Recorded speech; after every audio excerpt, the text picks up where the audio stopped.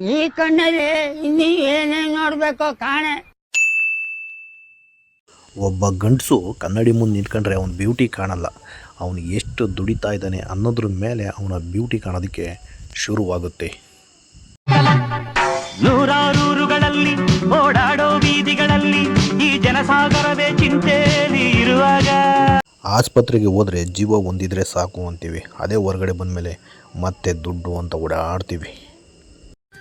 ಹಕ್ಕಿಗಳ ಜೊತೆಯವಳು ರೆಕ್ಕೆಯ ಮೇಲೆ ತನ್ನ ಕೂರಿಸಿದಳು. ಪ್ರೀತಿ ಹಾರು ದೂರ ಎಷ್ಟು ಹೇಳು, ನೀ ಹಾರುವಾಗ ಕಾಣಿಸ್ತೀವ ಹೇಳು.